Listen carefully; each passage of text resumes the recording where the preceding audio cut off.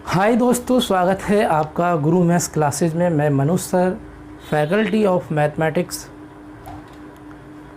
आज हम second class लेके आए हैं नंबर सिस्टम की, जो परीक्षा की दृष्टि से बहुत ही महत्वपूर्ण है। और आज हम जो कल पढ़ाया था उससे आगे हम क्लास पढ़ाएंगे, जो परीक्षा की दृष्टि से बहुत ही महत्वपूर्ण क्वेश्चन होंगे, लेकिन आपको डेली रिवाइज़ करने हैं। जो भी आपको एक दिन पढ़ाया जाता है, जैसे कल मैंने पढ़ाया आपको, तो उसको आपको दोबारा रिवाइज़ करना है सेल्फ ही। वो तो मैंने पढ़ाया था, लेकिन आपको खुद से रिवाइज़ करना है, दोबारा क्वेश्चन बना के खुद से वो दोबारा क्वेश्चन आपको करने हैं, जब भी आपकी प्रैक्टिस हो पाएगी।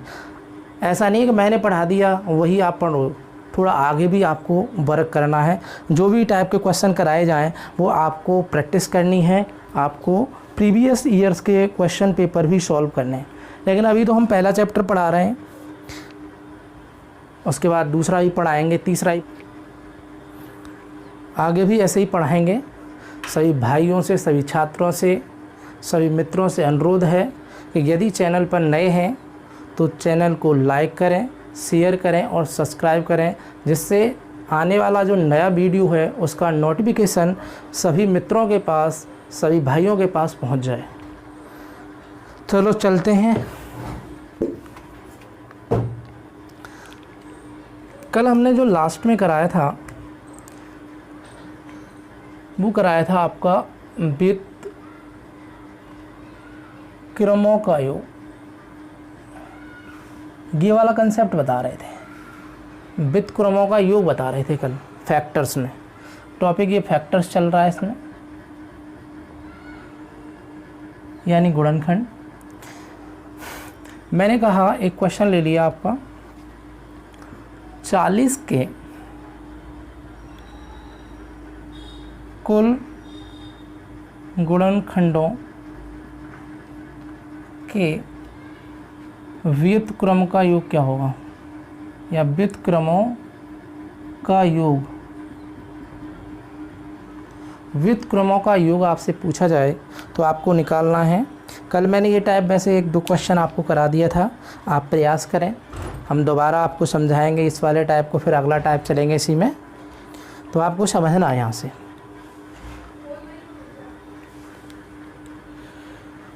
तो जो मैंने आपको पहली क्लास आपको पढ़ाई थी वो पूरा समझ में आया सभी छात्रों को, सभी भाइयों को समझ में आया या नहीं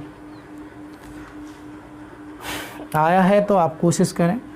तो मैंने कहा 40 के आपको देखने हैं कितने गुणनखंड है 40 के। तो 40 को 1 डिवाइडेशन कर रहा है, 2 कर रहा है, 4 कर रहा है, 5 डिवाइडेशन कर सकता है, और आपका कर सकता है 8 डिवाइडेशन कर सकता है, 10 कर सकता है, और 20 कर सकता है, और आपका 40 डिवाइडेशन कर सकता है। ये आपके फैक्टर्स ऑफ नंबर हैं। ये इस वाली संख्या के फैक्टर हैं, टोटल नंबर्स ऑफ फैक्टर हैं ये वाले।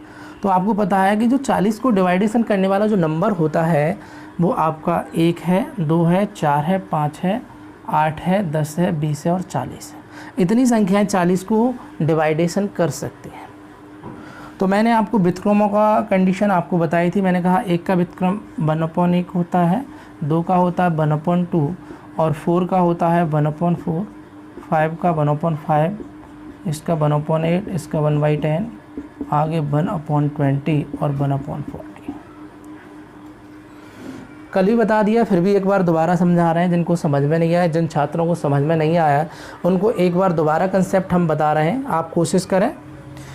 तो हमने देखा कि यहाँ पे इसका जो लासा लेंगे, तो लासा लेने पर जो लासा आएगा, इन सभी का जो एलसीएम आएगा वो वही संख्या होगी जिस संख्या का ये फैक्टर है। तो यहाँ पे लासा कितना आएगा, 40। लासा कितना आएगा, 40। एलसीएम यानी लोएस्ट कॉमन मल्टीपल जो आएगा वो आएगा 40। तो 40 आया, तो यहाँ पे आप 40 लिखेंगे, आप 40 लिखेंगे, और 1 से डिवाइडेशन करेंगे 40 को तो कितनी बार जाएगा, 14 बार जाएगा। 2 से डिवाइडेशन करेंगे तो 20 टाइम्स जाएगा, और 5 से डिवाइडेशन करेंगे तो 8 टाइम जाएगा, और 8 से डिवाइडेशन करेंगे तो 5 टाइम्स जाएगा, तो 4 टाइम्स जाएगा, और 20 से डिवाइडेशन करेंगे तो आपका 2 टाइम्स आएगा, 40 से डिवाइडेशन करेंगे तो 1 टाइम्स आएगा। ये बात समझ में आई आपके? तो ऊपर जो है वो टोटल नंबर्स ऑफ फैक्टर हैं। ऊपर क्या है, यहाँ पे अंशों में क्या है, अंशों में है टोटल नंबर्स ऑफ फैक्टर, और नीचे क्या है, ये वाली वही संख्या जिस संख्या के ये फैक्टराइज है। तो इनको टोटल करना है आपको। तो 40 और 20 60, 60 और 10 70, और 70 और आपका 10 80, 80 और 9 89, 89 और 1 90, 90 बाई 90/40 हो जाएगा। तो यहाँ से इसका आप करेंगे तो 0 से 0 कर सकते हैं, 9/4 भी कर सकते हैं, 4 से डिवाइडेशन करके भी आप लिख सकते हैं। तो आई होप, मैं आशा करता हूँ आपको समझ में आया होगा। मैंने एक कंसेप्ट बताया था इसका, डायरेक्टली कर सकते हैं। जैसे बड़ी संख्या आ गई तो कैसे करेंगे,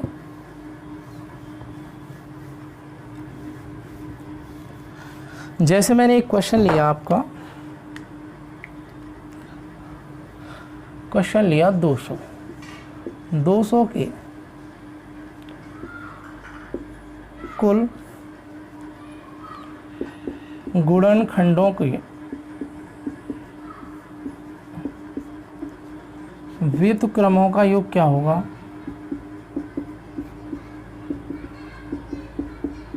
व्युत्क्रमों का योग बताना आपको।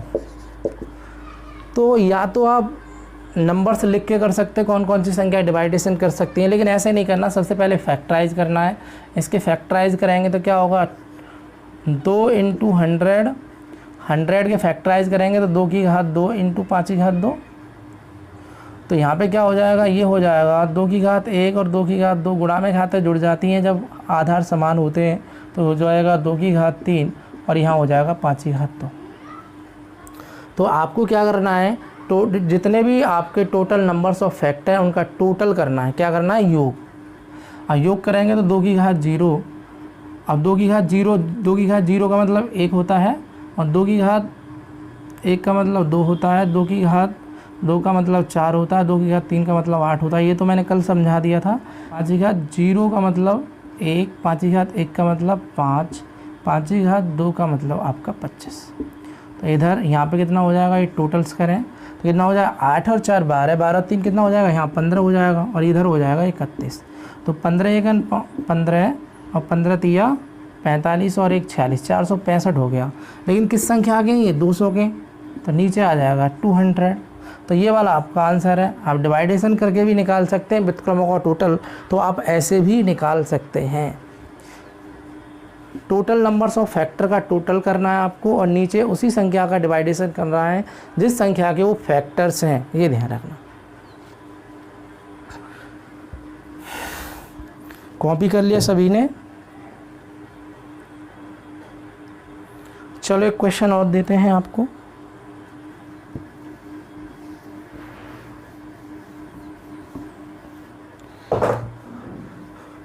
एक क्वेश्चन बताइए अगला, 300 के कुल गुणनखंडों के व्युत्क्रमों का योग।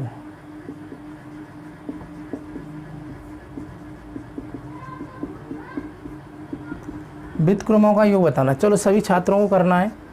सही भाई इसका आंसर बताएं जल्दी से।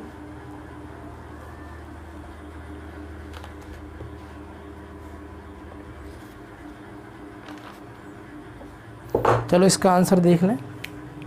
300 के पूछे हैं आपसे, 300 के फैक्टराइज करेंगे आप 3 × 100, और 100 के करेंगे तो क्या होगा, 2 की पावर 2 × 5 की पावर 2।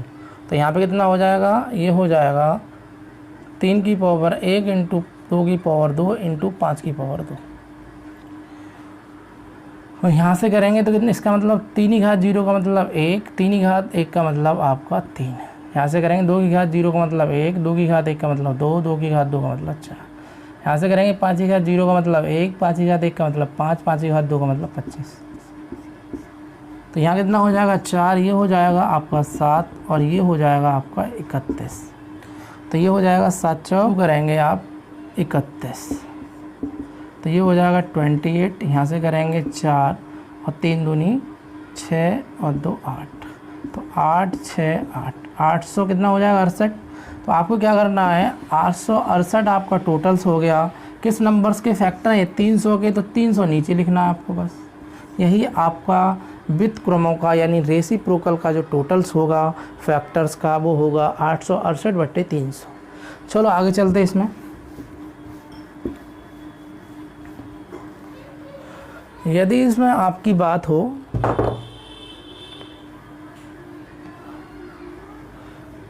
पूर्ण वर्ग की,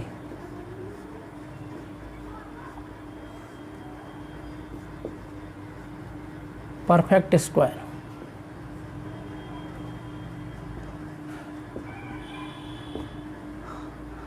परफेक्ट स्क्वायर, जैसे मान लो कोई छोटा नंबर ले लिया, आपसे पूछा जाए जैसे 64 ले लिया,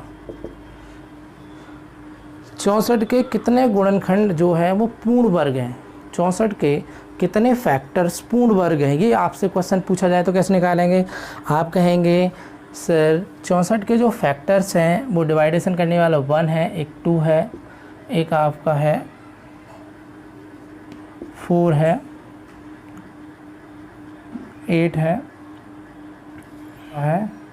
16 और 32 और 64, यही तो है।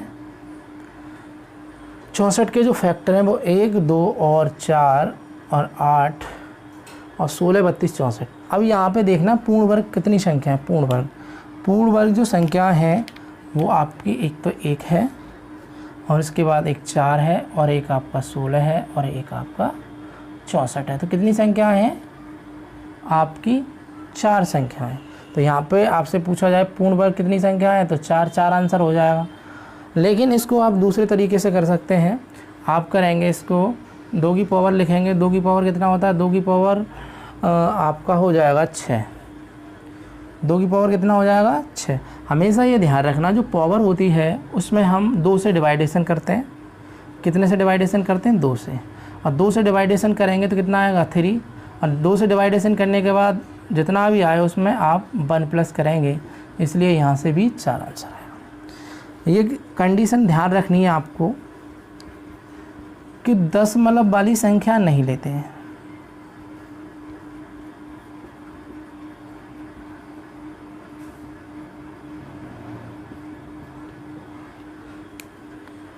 हमेशा ये ध्यान रखना यहाँ ऐसी संख्या बनानी है आपको जो दोबारा फैक्टराइज ना हो सके, यानी ये प्राइम नंबर्स आपको बनाना है। तो यहाँ पे कितना हो जाएगा, 2 से डिवाइडेशन करना है पावर्स को, तो 2 से डिवाइडेशन करने पर 3 आएगा, उसके बाद 1 ऐड करना है तो भी आपका पूर्ण वर्ग कितना आएगा 4।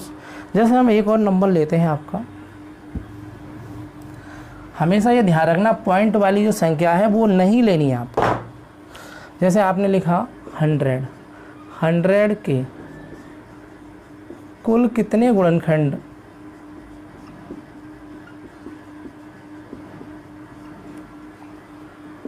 पूर्ण वर्ग होंगे, कोशिश करें सभी बताएं इसका आंसर। 100 के कुल कितने गुणनखंड पूर्ण वर्ग होंगे। हम वर्ग की बात करेंगे, फिर घन की बात करेंगे, कैसे निकालेंगे शॉर्ट तरीके से आपको विद कंसेप्ट के आपको समझाएंगे। तो कोशिश करें आप सभी।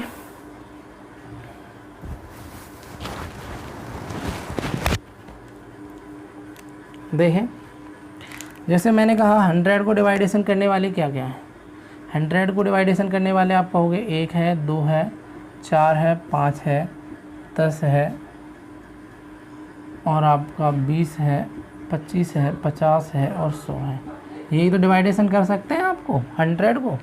तो यहाँ पूर्ण वर्ग कितनी आई बेटा, पूर्ण वर्ग आई भैया यहाँ पे, एक तो ये आया पूर्ण वर्ग, एक 4 आया, एक आपका 25 आया और एक आया 100। तो कितने आए, 4 ही तो आए। यहाँ पे कितना आंसर है 4। लेकिन उस तरीके से करेंगे तो कैसे करेंगे आप, 100 के फैक्टराइजेशन करेंगे तो कितना होगा, 2 की पावर 2 इंटू 5 की पावर 2। ये होगा या नहीं। मैंने अभी आपको बताया था कि जितनी भी पावर हो उसमें 2 से डिवाइडेशन करना है। यहाँ 2 से डिवाइडेशन करेंगे तो कितना आएगा, 1 में 1 जोड़ना है आपको।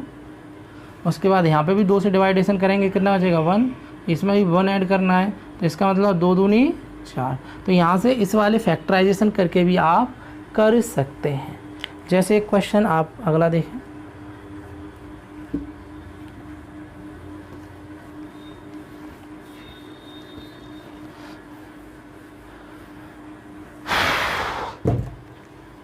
जैसे आपसे बड़ी संख्या पूछ ली 500। 500 के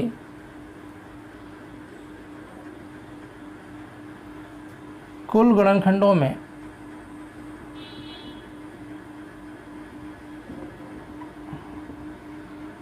पूर्ण वर्ग कितने होंगे,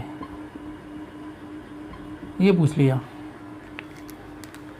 आपसे पूछ लिया जाए 500 के जितने भी आपके फैक्टर्स हैं उसमें आपका परफेक्ट स्क्वायर जो नंबर्स हैं वो कितने होंगे, आपको इसका आंसर आपको बताना है। तो कोशिश करें सभी भाई, जब तक आप कोशिश नहीं करोगे जब तक कुछ नहीं होगा। मैं ही सारे क्वेश्चन के आंसर दे दूंगा तो आप भी तो कुछ करोगे या नहीं। आपको भी कुछ करना चाहिए, साथ साथ कंसेप्ट सीखने चाहिए, उसके बाद करना चाहिए आपको। तो 500 के फैक्टराइज किए आपने, 500 के फैक्टर करेंगे आप तो क्या होगा, 5 × 100 करेंगे तो 100 का मतलब होता है 2 की पावर 2 × 5 की पावर 2।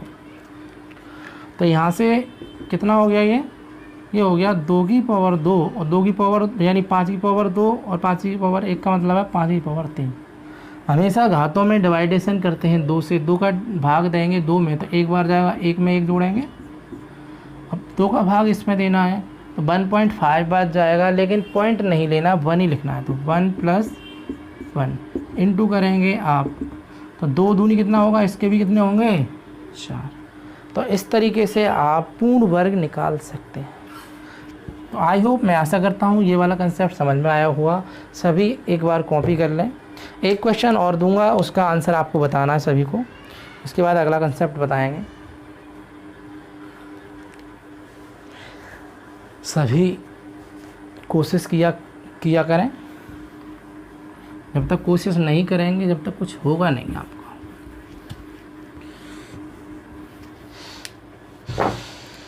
जैसे आप एक क्वेश्चन ले लें, 1200 के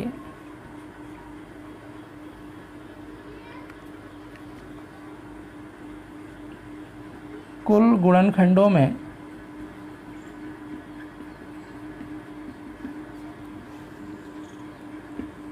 पूर्ण वर्ग कितनी संख्या है, पूर्ण वर्ग कितनी संख्या है, कितनी संख्या है। यानी जो 1200 के जितने भी आपके फैक्टर्स हैं उसमें कितनी संख्याएं पूर्ण वर्ग हैं, परफेक्ट स्क्वायर है। तो बताइए, अभी सभी को आंसर देना है इसका। आप कोशिश करें, सभी आपको ये आंसर देना है इसका। 30 सेकंड में आंसर देना, जल्दी से कोशिश करें सभी छात्र जुड़ जाइए, जल्दी से इसका आंसर दीजिए।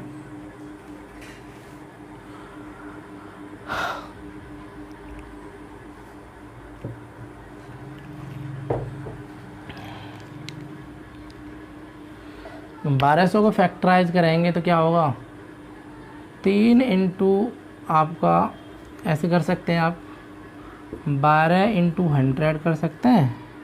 फिर 100 का फैक्टराइजेशन करेंगे तो इसका फैक्टराइजेशन होता है 2 की पावर 2 × 5 की पावर 2।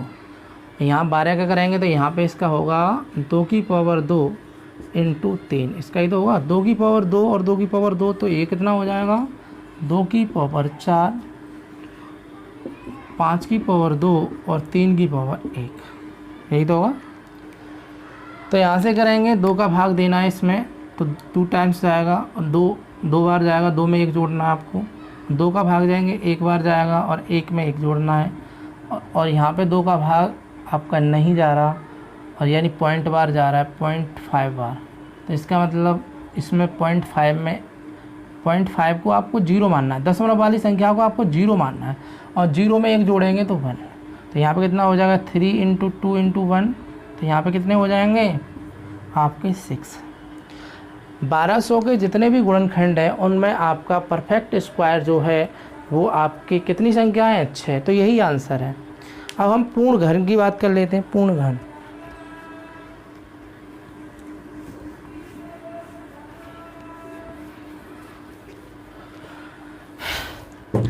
अब हम पूर्ण घन की बात करते हैं। पूर्ण घन कैसे निकालते हैं, कितनी संख्या पूर्ण घन है।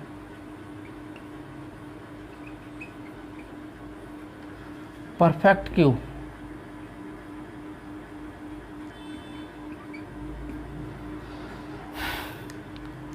जैसे आपको छोटा सी संख्या ले ली आपने, ये ध्यान रखना वर्ग में हमेशा पावर में 2 से डिवाइडेशन करते हैं, घन में हमेशा 3 से डिवाइडेशन करेंगे, ठीक है।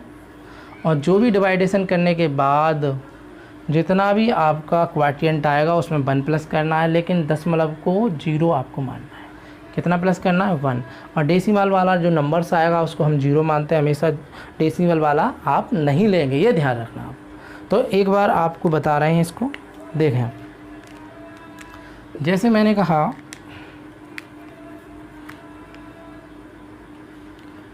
400 के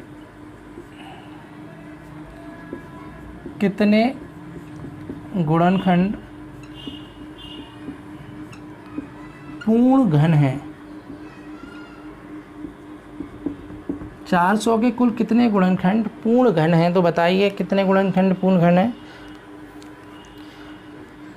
देखो 400 के आपने फैक्टराइजेशन किया तो आप करेंगे 4 × 100। 4 का मतलब होता है 2 की पावर 2, 100 का मतलब होता है 2 की पावर 2 × 5 की पावर 2। 2 की पावर 2 और 2 की पावर 2 गुणा में घातें जुड़ जाती हैं जब आधार समान होते हैं। तो 2 की पावर 2, 2 की पावर कितना हो गया, 2 की पावर 4 और 5 की पावर 2। तो हम यहाँ पे 3 से डिवाइडेशन करेंगे, और हमेशा ये ध्यान रखना 3 से डिवाइडेशन तो करेंगे लेकिन आप दशमलव वाली संख्या नहीं लेंगे।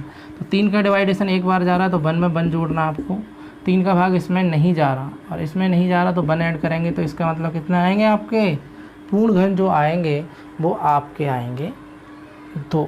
कितने आएंगे, 2 आएंगे।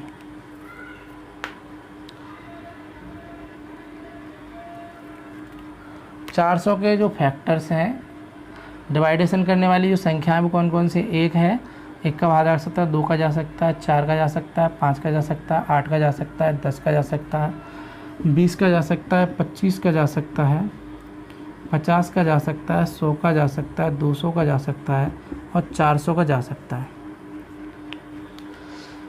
अब देखो यहाँ पे जो घन आए वो घन देखो कौन कौन से, एक तो ये वाला घन है परफेक्ट क्यू ये है, और एक परफेक्ट क्यू ये है। और कोई परफेक्ट क्यू आया क्या आगे, नहीं आया। इसलिए यहाँ पे जो परफेक्ट क्यू होंगे वो होंगे 1 और 8, इसलिए कितने आएंगे आंसर, 2 आएगा।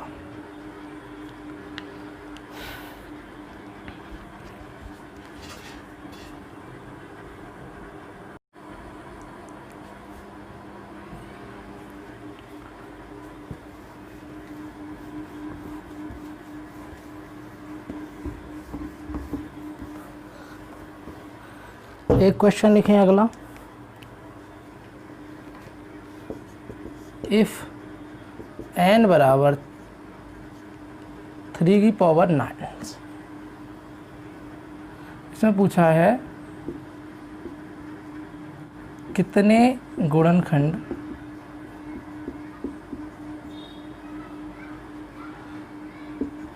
पूर्ण घन होंगे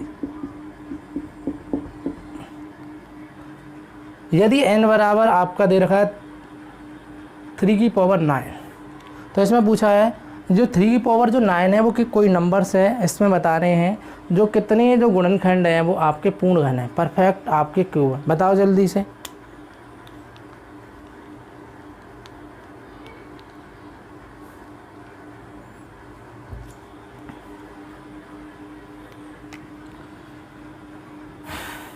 तो आप 3 की पावर 3 है, तो 3 की पावर आपने लिखा 9, 9 में आप डिवाइडेशन करेंगे 3 से, 3 में 1 जोड़ेंगे तो कितना होगा, 4 आंसर। यदि n बराबर 9 की घात 9 के पूर्ण घन कितनी संख्याएं हैं, पूर्ण घन आपको कितनी संख्या बतानी है, आपको 9 की घात, बताओ जल्दी से आप।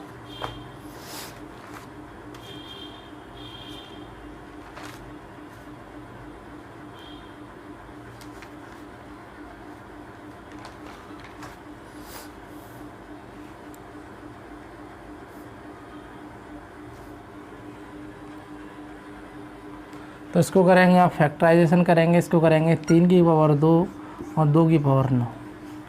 तो यहाँ से करेंगे 9 दूनी 18, तो 3 की पावर कितना हो जाएगा 18।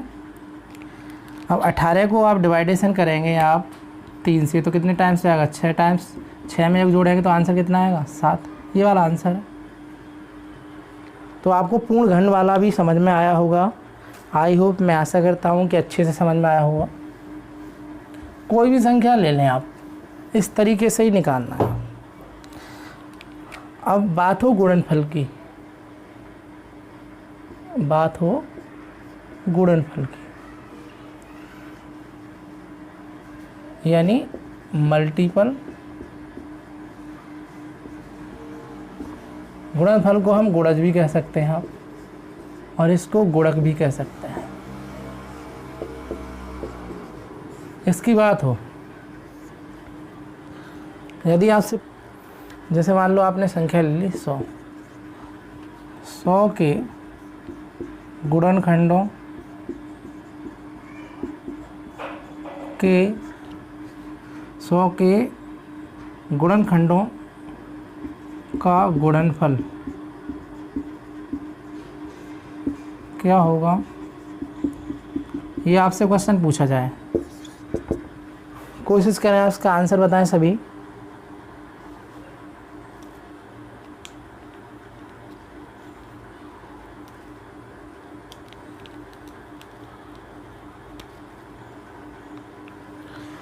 सबसे पहले 100 के फैक्टराइजेशन करने हैं, तो इसका मतलब होगा 2 की पावर 2 इंटू 5 की पावर 2।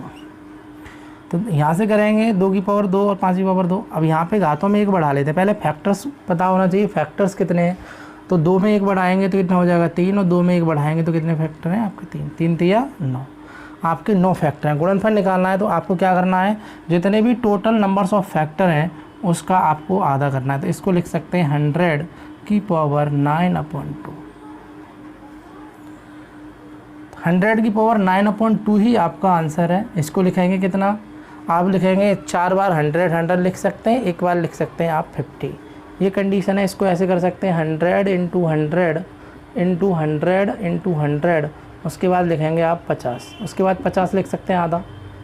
4 टर्म्स में तो 100 लिखना पड़ेगा, नहीं 2 से डिवाइडेशन करेंगे तो आप। तो ये ध्यान रखना है, इसका जो कंसेप्ट है आपका गुणनखंडों का गुणनफल जो निकालना है, आपको क्या करना है, टोटल नंबर्स ऑफ फैक्टर निकालने हैं। फैक्टर और फैक्टर में आपको 2 का भाग देना, ये पावर्स बन जाएगा, और यहाँ पे लिखनी है आपको संख्या। ये आपका गुणनफल हो जाएगा। ये आपका स्टेप समझना है आपको। अभी मैं आपको समझाऊंगा। जैसे 100 के फैक्टराइजेशन करेंगे तो कौन कौन सी संख्या आएंगी, 100 की जो संख्या आएंगी, 100 की जो संख्या आएंगी, 100 एक डिवाइडेशन कर सकती है, 2 कर सकती है, 4, 5, 10, 20, 25, 50 और 100। इतनी संख्या डिवाइडेशन तो कर सकती हैं, आंसर उतना ही आएगा। देखो 1 का यानी फर्स्ट का लास्ट से गुणा करेंगे तो 100 आएगा, फर्स्ट का सेकंड टर्म से गुणा करेंगे इसका तो भी 100 आएगा, इसका इसमें करेंगे तो भी 100 आएगा, इसका इसमें करेंगे तो कितना आएगा 100। 100 आया नहीं, तो कितने टाइम्स 100 आया, 4 टाइम्स 100 आया। अब 4 टाइम्स 100 आया और ये आपका 20 बचा। तो यहाँ पे ये कंसेप्ट आपको समझना है कि यहाँ पे कंडीशन आए गुणनफल की, तो ये वाला आपको करना है, यहाँ पे पावर्स में आपको लिखना है। जैसे मैं एक क्वेश्चन संख्या लेता हूँ,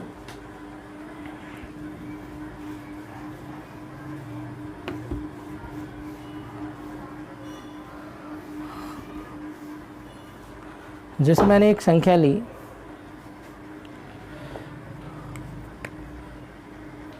648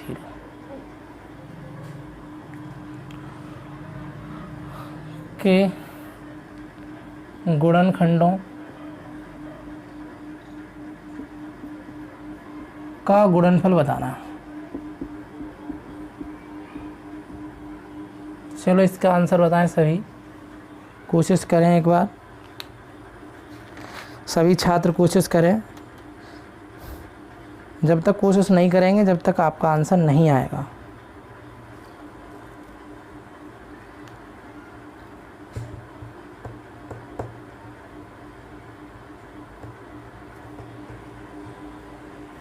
इसका फैक्टराइजेशन क्या है, इसका 216 इंटू 3 होगा इंटू होगा 100, क्योंकि इससे करेंगे तो कितना होगा, सही हो जाएगा इससे।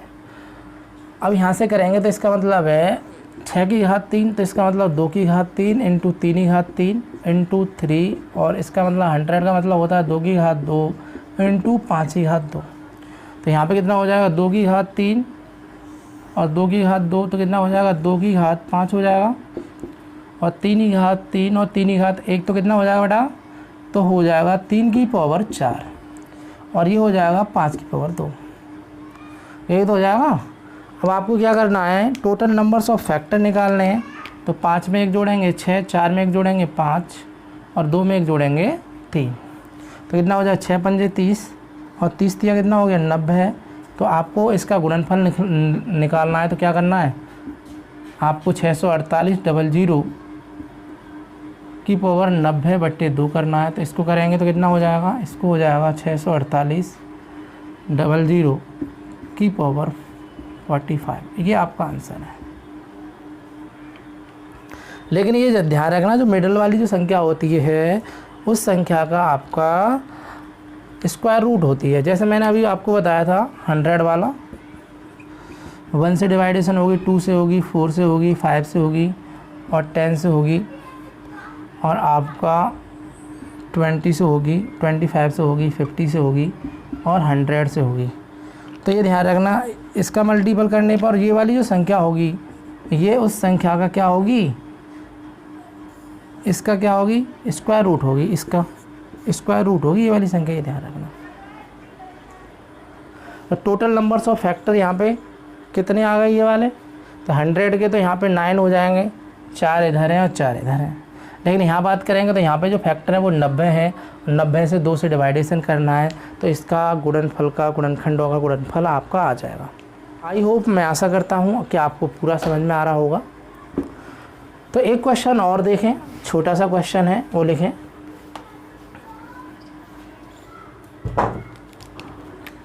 आपको लिखना 1000 के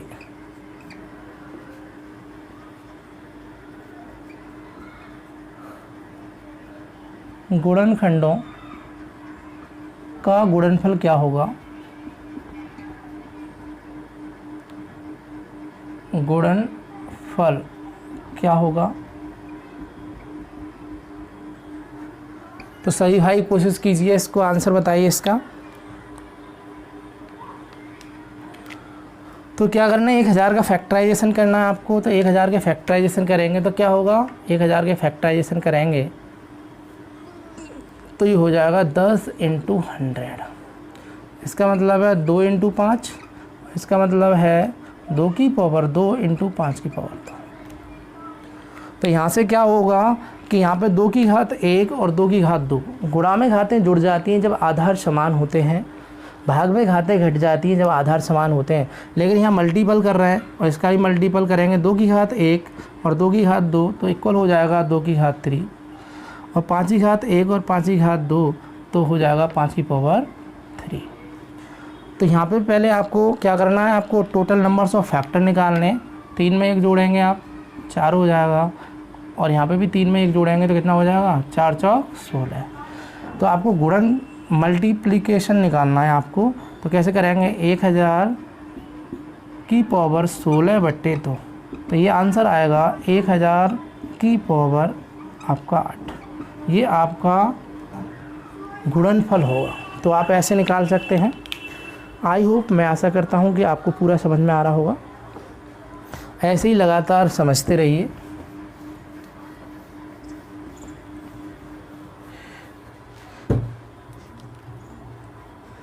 चलो एक क्वेश्चन बताना है, इससे जो आगे टॉपिक है उस टॉपिक का नाम है आपका इकाई अंक। बहुत ही मोस्ट इम्पोर्टेंट टॉपिक है जो परीक्षा की दृष्टि से बहुत ही महत्वपूर्ण है। इसे कहते हैं इंग्लिश में यूनिट डिजिट।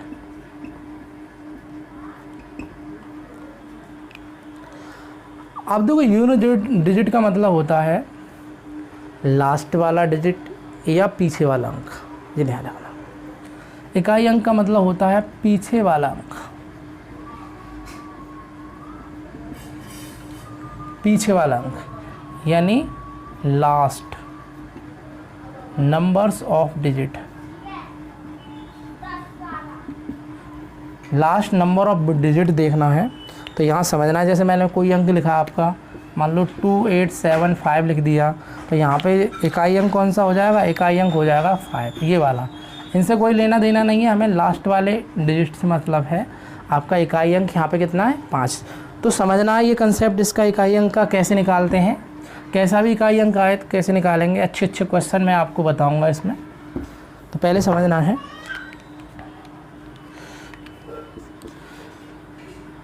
यदि किसी संख्या का इकाई अंक 0 हो, 1 हो, 5 हो, 6 हो, तब इनकी घातें कितनी भी हों, इनकी घातें कितनी भी हों, इकाई अंक कैसा रहता है, सेम रहता है। हमेशा ये ध्यान रखना, 0, 1, 5, 6 वाली कंडीशन में जो इकाई अंक है वो सेम रहता है। जैसे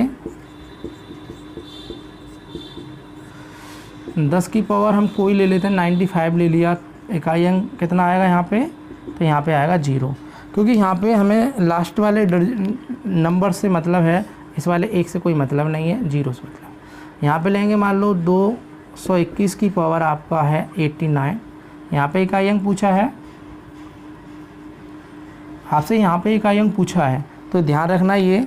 तो आपको ये जो आगे वाले जो नंबर्स हैं इनसे कोई लेना देना नहीं है, ये पीछे वाले नंबर से लेना है, तो इसका मतलब 1। आगे करेंगे, जैसे आपने लिखा 125 की पावर, आप लिखेंगे 195, यहाँ पे इकाई अंक पूछा है, तो यहाँ पे भी इकाई अंक जो आएगा वो आएगा 5। 5 का कितनी बार भी मल्टीपल कर लो, आंसर 5 ही आएगा, ये ध्यान रखना। ऐसे ही 6 का कितनी बार भी मल्टीपल कर लो, आंसर इकाई अंक जो आएगा वो आएगा आपका 6।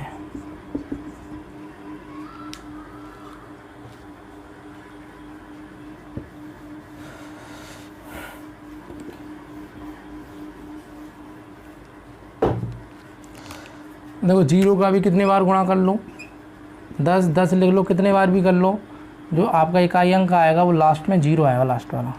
ऐसे ही 1 का भी कितने बार गुणा कर लो, यहाँ पे 11 लिख लो, कुछ भी लिख लो, 1 आएगा पीछे, तो लास्ट में जो इकाई अंक आएगा वो 1 आएगा। 5 का कितने बार भी गुणा कर लेना आप, इकाई अंक 5 आएगा। जैसे 5 की पावर 1 का मतलब 5, 5 की पावर 2 का मतलब 25, 5 की पावर 3 का मतलब 125। आगे भी करेंगे तो लास्ट वाली संख्या 5 ही आएगी, इसलिए इकाई का अंक कितना हो जाए, 5। ऐसे ही 6 वाली कंडीशन समझना है, जैसे 6 की पावर 1 का मतलब 6 होता है, 6 की पावर 2 का मतलब 36 होता है, 6 की पावर 3 का मतलब 216 होता है। आगे भी करेंगे तो 6 आएगा। इकाई अंक यानी लास्ट वाला जो अंक होगा वो आपका 6 होगा। इसलिए 0, 1, 5, 6 का जो इकाई अंक है वो आपका सेम रहता है। ये कंडीशन आपको समझनी है। ऐसे कोई छात्र हैं जिनको यहाँ तक समझ में नहीं आया तो बता देना आप। अब देखें आगे,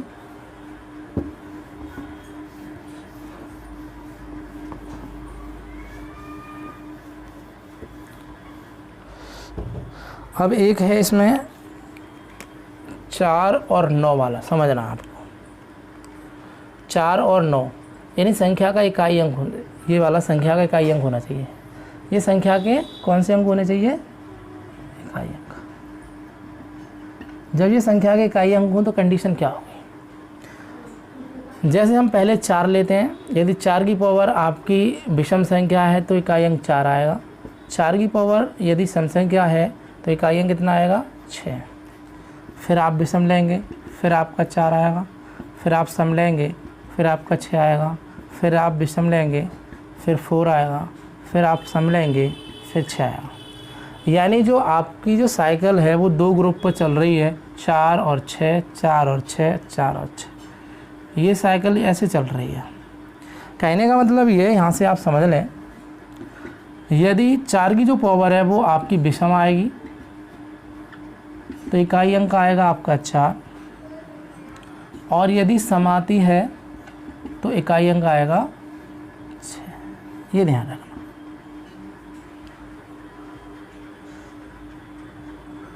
यदि 4 की पावर विषम संख्या आती है तो इकाई अंक 4 आएगा, 4 की पावर सम संख्या आती है तो इकाई अंक 6 आएगा। ये कंसेप्ट ध्यान रखना है। ऐसे ही आपका है आपका 9 का भी ये कंडीशन है, 9 की भी। और 9 का करेंगे, देखो 9 की कंडीशन भी भैया समझ लें अच्छे से। 9 की कंडीशन करेंगे तो 9 की पावर 1 का मतलब 9 और 9 की पावर 2 का मतलब है आपका 81 में इकाई अंक कितना 1 और 9 की पावर 3 का मतलब होता है आपका 729 यानी 9। 9 की पावर 4 का मतलब आपका 1 आएगा, इकाई अंक 1 आएगा। आगे भी करेंगे, 9 की पावर 5 करेंगे तो आपका 9 आएगा, 9 की पावर 6 करेंगे तो 1 आएगा। कहने का मतलब है आपके 9 वाले ग्रुप में जो कंडीशन है, यदि पावर आप विषम लिखना है, घातें आ गई विषम तो इकाई अंक आएगा 9 और घातें आ गई यहाँ पे सम तो इकाई अंक आएगा आपका 1, ये ध्यान रखना है।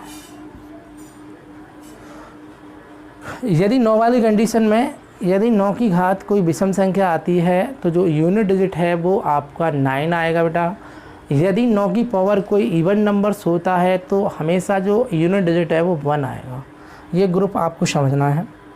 पहला ग्रुप बताया मैंने 0, 1, 5, 6 वाला, उसके बाद बताया 4 और 9 वाला। आगे चलते हैं। अब कौन कौन से अंक रह गए? अब रह गए जो अंक रहे हैं वो रहे हैं 2, 3, 7 और 8, ये वाले ग्रुप रहे हैं। तो इनको समझना है थोड़ा सा। जैसे 2 की पावर 1 का मतलब 2, 2 की पावर 2 का मतलब 4 और 2 की पावर 3 का मतलब 8, 2 की पावर 4 का मतलब 16 और 2 की पावर 5 का मतलब 32 और 2 की पावर 6 का मतलब 64 और 2 की पावर 7 का मतलब 128 और 2 की पावर 8 का मतलब है 256। अब दो ये ध्यान रखना, यहाँ पे इकाई अंक की बात करेंगे तो 2, 4, 8, 6, 2, 4, 8, 6। यहाँ पे जो आपकी साइकिल बनी वो आपकी 4 पेयर की है। कितने पेयर्स की है? 4 की। यहाँ पे भी साइकिल बनी वो कितने पेयर्स की है? 4। हर 4 अंक बाद जो इकाई अंक है वो इन चारों कंडीशन में वो आपका रिपीटेशन होता रहता है, ये ध्यान रखना। तो यहाँ पे जो आपका है रिमाइंडर की बात करेंगे, हम 4 से भाग देंगे। कितने से भाग देते हैं इस कंडीशन में? हम 4 से भाग देते हैं। कितने से भाग देते हैं? 4 से। 4 से भाग क्यों देते हैं? कि जो आपका पेयर्स है वो 4 अंक बार दोबारा रिपीटेशन होता है, इसीलिए इकाई अंक निकालने के लिए हम घातों में 4 का भाग देते हैं। यदि रिमाइंडर बचे आपका 1, यदि रिमाइंडर बचे आपका 1, कितना बचे? 1, तो इकाई अंक होगा आपका 2, रिमाइंडर बचे आपका 2, रिमाइंडर कितना बचे? 2, और रिमाइंडर 2 बचेगा तो इकाई अंक 4 होगा। रिमाइंडर बचेगा आपका 3, रिमाइंडर बचेगा 3 तो इकाई अंक होगा 8, और रिमाइंडर नहीं बचेगा, घातें पूर्णतः विभाजित होंगी तो जो इकाई अंक आएगा वो आपका 6 आएगा। कितना आएगा? 6।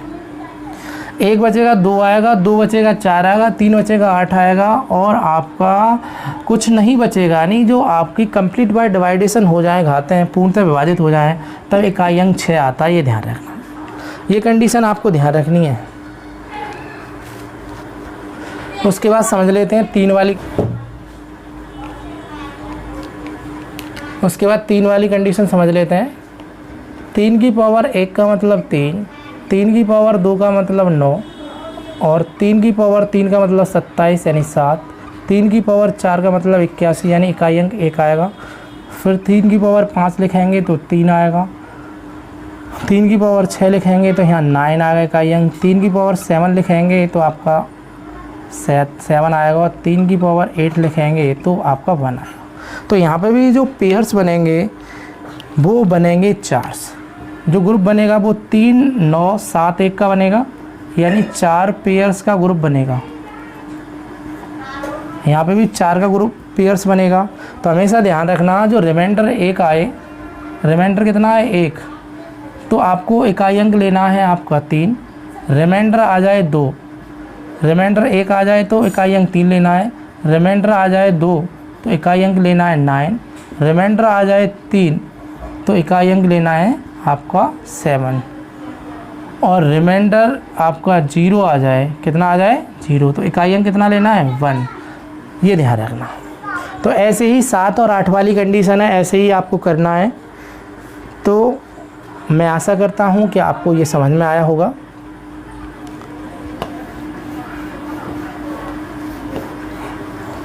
चलो क्वेश्चन देख लेते हैं।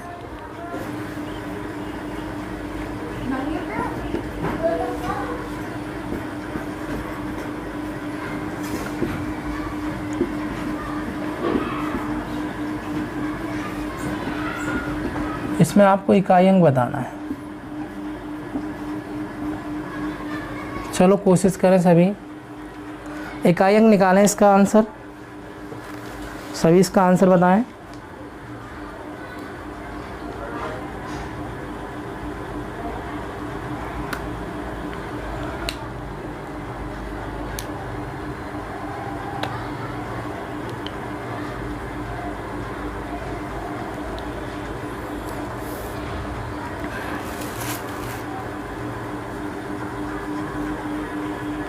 तो आप देखेंगे यहाँ पे 4 से डिवाइडेशन करने पर रिमाइंडर कितना आ रहा है, रिमाइंडर कितना आ रहा है आपका 0। अब ये ध्यान रख सकते हैं 3, 7, 9 वाली कंडीशन आए और 4 से घातें पूर्णतः विभाजित होती हैं तो इकाई अंक 1 आता, तो यहाँ पे 1 आएगा। यहाँ आप 4 का भाग देंगे तो 4 ने में 36, 1 बचा। जब एक रिमाइंडर बचता है तो 3 लेते हैं, 3 और 1 कितना आ जाएगा आंसर 4। चलो एक क्वेश्चन देखते हैं। क्वेश्चन लिखें 30 की पावर 2928 का सबसे दायां गैर शून्य अंक कौन सा होगा। चलो इसका आंसर बताएं, ऑप्शन दे रहा हूं मैं आपको। 1, 3, 7, 9, 1, 3, 7, 9। इसका आंसर बताओ सभी इसका आंसर दें।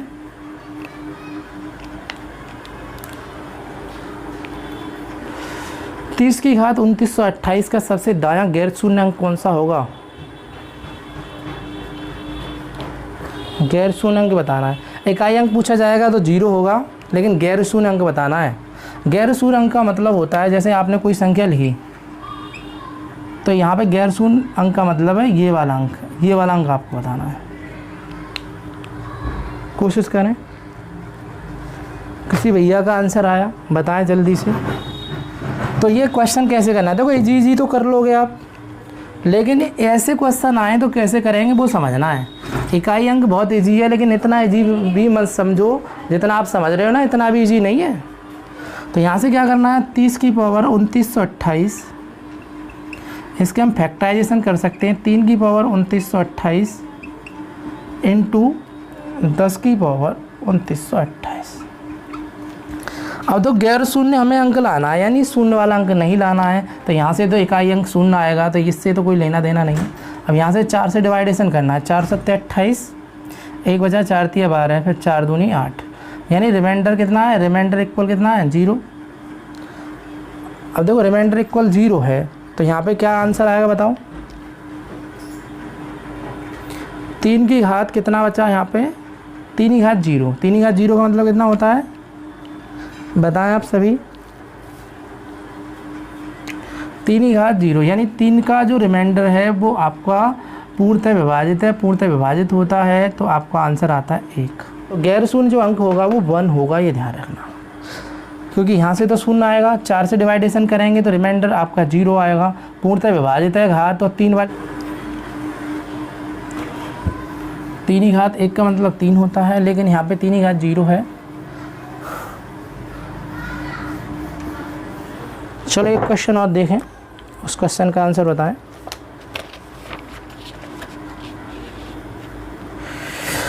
दो की पावर 3 की पावर 4 इंटू 3 की पावर 4 इंटू 5 इंटू 4 की पावर 5 की पावर 6, 5 की पावर 6 की पावर 7, 7 की पावर 8 की पावर 9। 7 की पावर 8 की पावर 9, ऊपर है, घात के ऊपर घात,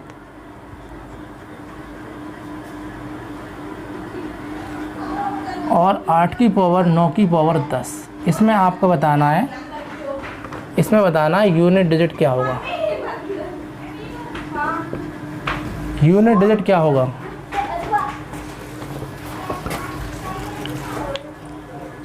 इकाई अंक आपको बताना है इसमें। तो चला इकाई अंक बताएं इसमें।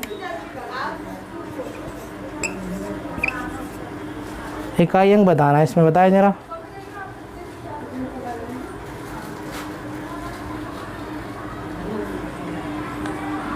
तो देखो यहाँ देखना, ये 5 का पेयर, 5 का गुणा कितने बार भी कर लो यहाँ 5 ही आएगा, और 5 का गुणा यहाँ पे 2 का पेयर से इसमें करेंगे तो इकाई अंक कितना आएगा?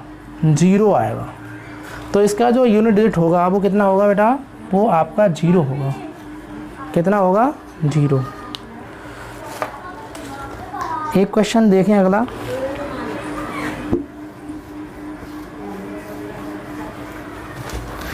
यदि आपसे पूछा जाए 8735 की पावर 827 प्लस 1693 की पावर 469 इंटू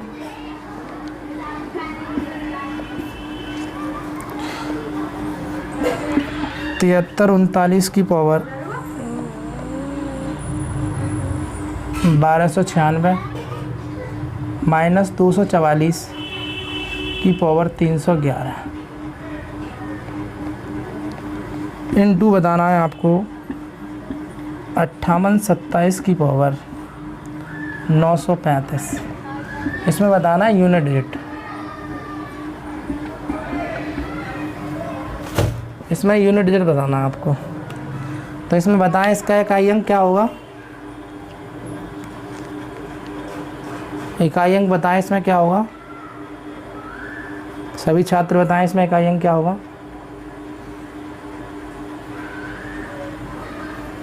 ऑप्शन दे दें? चलो ऑप्शन ले लो। ऑप्शन है इसमें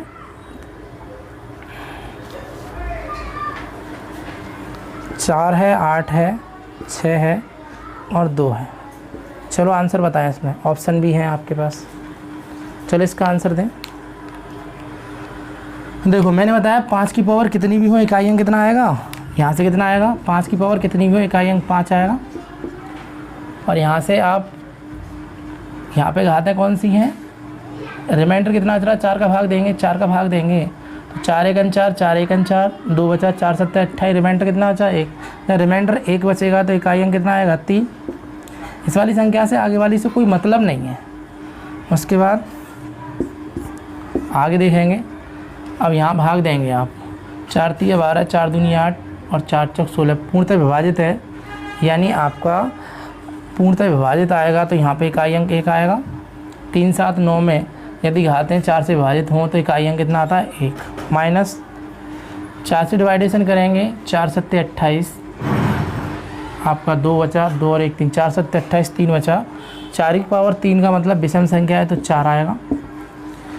इंटू यहाँ से करेंगे 7 की पावर आपको देखनी है तो 4 से डिवाइडेशन करेंगे, 4 दूनी 8, 4 तिया 12, फिर करेंगे 4 तिया 12, 3 बचेगा। 7 की घात 3 का मतलब होता है 343, यानी 3 आ गया। ये कंडीशन है। तो समझ लीजिए यहाँ से 5 और 3 कितने हो गए? 8, और यहाँ बचा माइनस का 3 इंटू करेंगे 3। तो यहाँ से करना है आपको 8 तिया 24 और 24 तिया कितने होते हैं? यहाँ पे ऐसे कर सकते हैं, 8 तिया 24 में 4 आया और 4 तिया कितने हो गए आपके? 12। तो ये आ गया माइनस में 12। माइनस में 12 का मतलब ये है कि इकाई अंक जो आया वो माइनस में आया, और इकाई अंक हमेशा ये ध्यान रखना माइनस में नहीं होता है। तो आपको क्या करना है? धाई लेनी है। तो ये माइनस, ये वाला लास्ट वाला घटाना है। तो 10 में से आप 2 घटाएंगे तो इकाई अंक कितना आएगा बेटा? 8। तो इसका जो आंसर हो, अगला क्वेश्चन देखें। क्वेश्चन नंबर अगला देखें। यदि x बराबर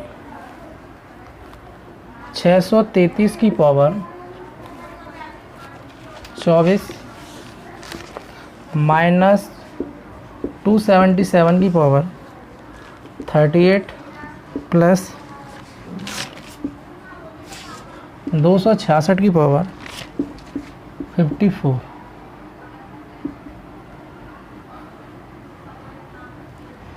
तब x का इकाई अंक क्या होगा? तो बेटा आपको x का इकाई अंक आपको बताना है,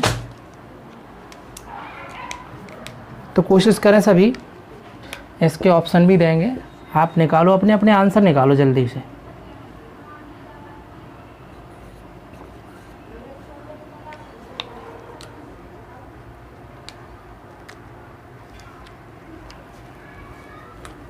ऑप्शन 6, 2, 4, 8, इसका आंसर बताओ।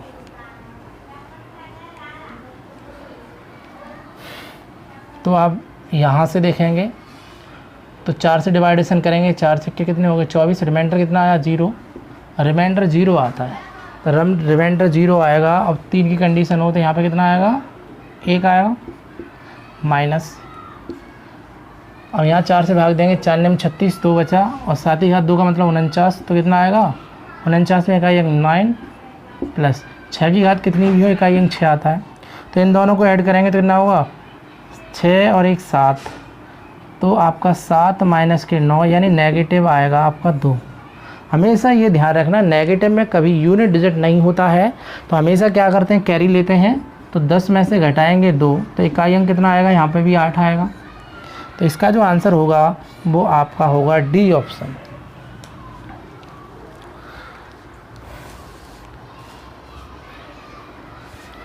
तो अगला क्वेश्चन देखें इसका।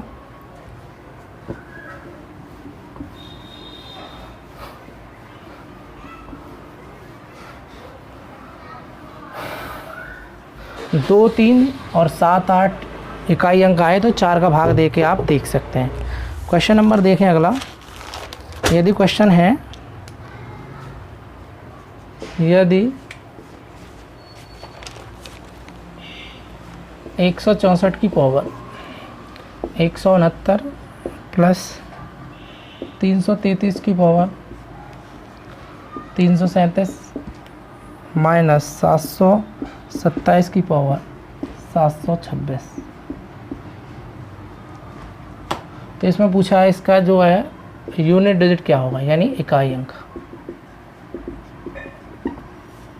इकाई अंक बताएं इसका, सभी छात्र बताएं इकाई अंक कितना आएगा, निकालें उसका। एक और क्वेश्चन लिखें,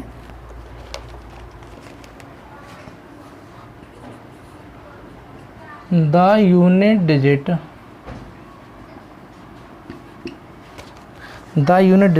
आपको लिखना है 198 की पावर 101 इंटू 644 की पावर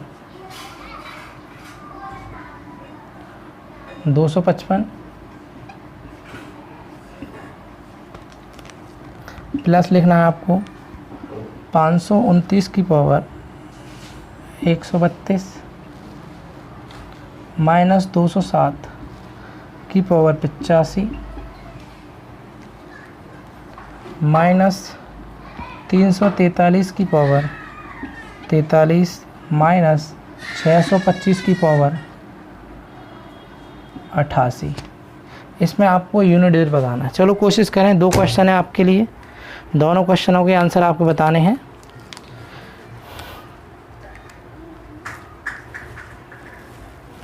इस ऑप्शन के ऑप्शन ले लो 2, 4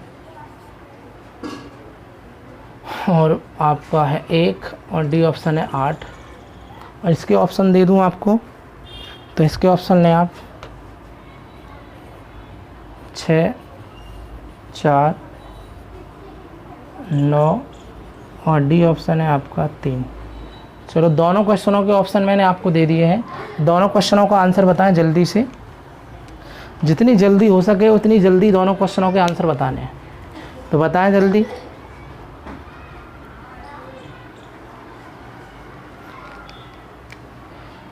इसको करेंगे तो देखो यहाँ से डिवाइडेशन करेंगे तो मैंने 4 और 9 की कंडीशन बताई थी, यदि 4 की घात विषम संख्या हो तो इकाई अंक कितना आता है, यहाँ पे 4 आएगा प्लस।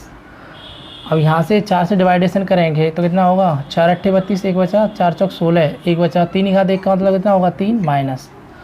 यहाँ से करेंगे 4 से डिवाइडेशन करेंगे तो 4 1 4, 4 अट्ठे 32, 4 1 4, 2 बचा, 2 का मतलब आप करेंगे 7 की घात 2 का मतलब होता है 49, 49 में इकाई अंक होता है। तो यहाँ से करेंगे 4 और 3 7, 7 माइनस 9, माइनस का आया 2, और माइनस में आपका इकाई अंक नहीं होता है, तो हमेशा ये ध्यान रखना। तो आप ढाई, जब ढाई लेंगे तो ढाई में से इसको घटाएंगे तो इकाई अंक यहाँ पे 8 आएगा, तो इसका आंसर आएगा 8। हमेशा ये ध्यान रखना, इकाई अंक कभी नेगेटिव नहीं होता, नेगेटिव में आए तो आप ढाई में से ढाई लेकर घटा सकते हैं। इसका आंसर बताएं दूसरे का। यहाँ से करेंगे 4 से डिवाइडेशन करेंगे तो क्या होगा, रिमाइंडर बचेगा 1, और 8 की पावर 1 का मतलब 8 हो गया। और यहाँ करेंगे तो कितना होगा, 4 की पावर यहाँ से 4 6 के 24, 4 3 12, और 4 की पावर विषम संख्या है तो क्या आएगा 4 आएगा प्लस। और यहाँ से करेंगे आप 4 3 12, 4 3 12, और 9 की घात आपका 0 बचा, 9 की घात 0 का मतलब होता है आपका 1 माइनस। 4 से डिवाइडेशन करेंगे 4 दूनी 8, 4 1 4, 1 बचा, 7 की घात 1 का मतलब होता है आपका 7 माइनस। 4 से डिवाइडेशन करेंगे, यहाँ से करेंगे तो यहाँ 3 आया, तो यहाँ होगा 4 ढाई 40, 3 बचा, 3 की घात 3 का मतलब होता है 27, 27 का मतलब होता है आपका 7। यहाँ से करेंगे 4 दूनी 8, 4 दूनी 8, यहाँ 5 की घात कितनी भी हो, इकाई अंक कितना आता है 5 आता है। तो यहाँ से करेंगे तो यहाँ पे करेंगे 8 चौक 32 प्लस 1, और यहाँ से करेंगे 7 दूनी कितने हो गए, 7 और 7 14, 14 और 5 कितने हो गए, 14 और 5 हो गए 19। तो यहाँ से करेंगे 33 में से 19 घटाना है आपको, तो यहाँ से कैरी लेंगे कितना हो गया 13, 13 में से आपका 9 गया तो 4 बचा, और यहाँ बता कितना, और 2 में से 1 गया तो 1 बचा 14, 14 में कहेंगे कितना है आपका बेटा 4, तो 4 आपका आंसर है। तो यहाँ से ये क्वेश्चन समझ में आया होगा आपके। अगला क्वेश्चन देखें।